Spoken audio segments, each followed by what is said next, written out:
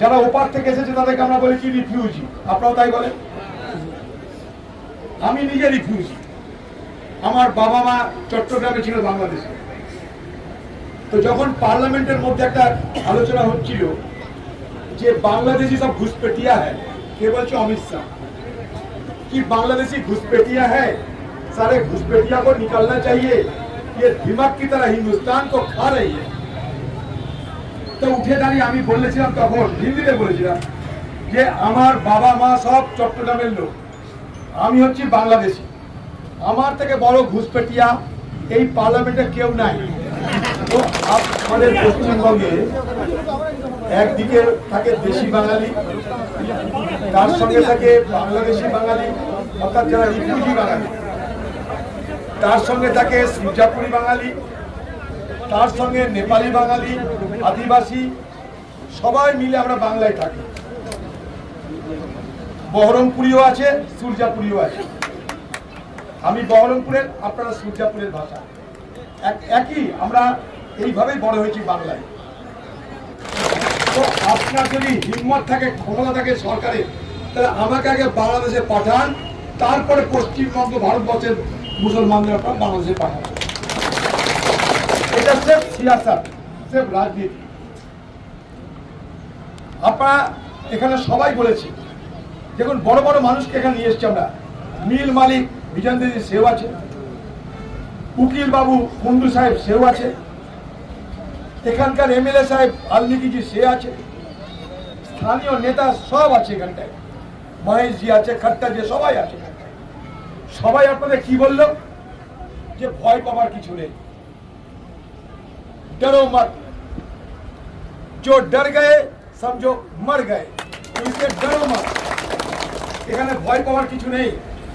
সব থেকে ভালো লেগেছে এখানকার কারখানার মালিক বিজেন্দ্রজি, সে নিজে বলছে যে আজ আমরা হরিয়ানায় ব্যবসা করছি শুধুমাত্র বাংলার শ্রমিকরা এসেছিল বলে, তারা যদি চলে যায় হরিয়ানায় ব্যবসা পত্র সব বন্ধ হয়ে যাবে। এর থেকে বড় সত্য কিছু নাই।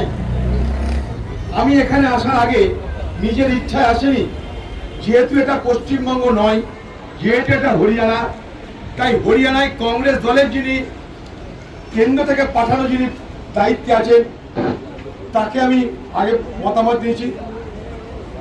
হরিজিতানকার কংগ্রেস দলের যিনি সভাপতি উদয় ভানজি, তার সঙ্গে কথা বলেছি। তারপরে এখানে নেতা আমাদের রণদীপ সূর্যেওয়ালাজি, তার সঙ্গে কথা বলেছি। সবারই সঙ্গে কথা বলেছি। হুড্ডা সাহেবের পরিবারের সঙ্গে কথা বলেছি। দীপেন্দ্র হুড্ডা আমার ছোট ভাইয়ের মতন, সে এমপি হয়েছে, তার সঙ্গে কথা বলেছি। সকলের সঙ্গে কথা বলে তবে আমি এসছি আর ভিক্টর এসছি। এখানে আমরা কেউ নিজের ইচ্ছায় আসি। তাদেরকে কেন নিয়ে এসছি? যে আমরা তো এখানে থাকবো না, আমি চলে যাব, ভিক্টর চলে যাবে, কিন্তু আপনারা থাকবেন। তাই আপনাদের ভালো মন্দের জন্যে এখানে দুটো বড় বড় কথা বলে আমরা পালাতে চাই না। স্থায়ী যাতে সমাধান হয় তার জন্য সব নেতাদেরকে সাক্ষী করে নিয়ে এসেছে। সব নেতা খাটতে এসছে। এখানে বিধায়ক সে বলছে আমি আছি, বোতলটা রেখে বলল আজ থেকে আমি আছি। আর কি চান আপনারা? এখানে যে মালিক আপনাদের, সে বলল আমি আছি। উকিল বাবু সে বলছে কোর্টে আমি লড়বো। আর কিসের ভয়? অতএব কোনো ভয় নেই। পশ্চিমবঙ্গে এটা নিয়ে রাজনীতি হচ্ছে, আপনারা বোঝেন, আমিও বলছি, ভিক্টর সেটা বুঝিয়ে দিয়েছে।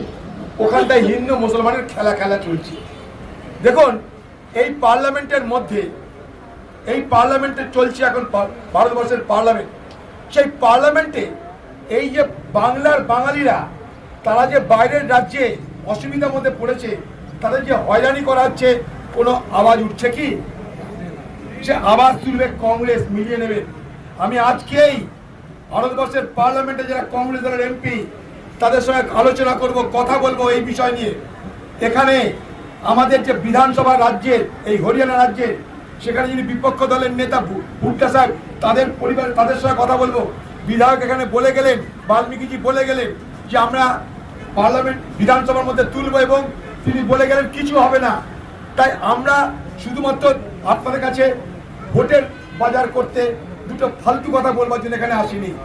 আমরা এটা স্থায়ী সমাধান চাই, যেন আজ না কোনো দিন যেন এখানকার পশ্চিমবঙ্গ থেকে রোজগার করতে আসা মানুষের কোনো রকম অসুবিধা না হয়, কোনো রকম ঝঞ্ঝাট না হয়, আমরা সেই জায়গায় পৌঁছাতে চাই। তার জন্য এখানে আমরা চাই এর স্থায়ী সমাধান। তাই এখানকার বিরোধী দলের নেতা, এখানকার এমপি, এখানকার এমএলএ, এখানকার বিজনেসম্যান, এখানকার উকিল সবাইকে নিয়ে এসেছি আমরা, সবাইকে সাক্ষী করে আপনাদের তাদের হাতে আমরা ছেড়ে দিয়ে যাব। না হলে আমরা চলে যাওয়ার পর জুলুম হতে পারে, সেই সুযোগ আমরা কাউকে দেব না। আমরা हरियाणा सरकार के बोलते चाहे, हरियाणा की सरकार को मैं ये चेतावनी देना चाहते हैं, कान खोलकर सुन लीजिए कि अगर सारे बंगाल के जो प्रवासी मजदूर हैं, अगर वो यहाँ से पलायन करे तो हरियाणा की सरकार आपकी खजाना खाली हो जाएगी। आप अपना खजाना खाली मत करो। এরা যারা এসেছে এখানটায় তারা মেহনত করে খায়, হারামের খায় না। মাথার ঘাম পায়ে ফেলে তারা রোজগার করে, তারা যেমন তাদের সংসার চালায়, তাদের টাকায় বাংলায় তাদের সংসার চলে, তাদের বাংলায় সংসার চলে। আপনারা দু রকমের উপকার করেন, কি জানেন? এক, এখানে এসে এখানকার ব্যবসা বাণিজ্যকে আপনারা রসদ যোগাচ্ছেন, কি দিয়ে?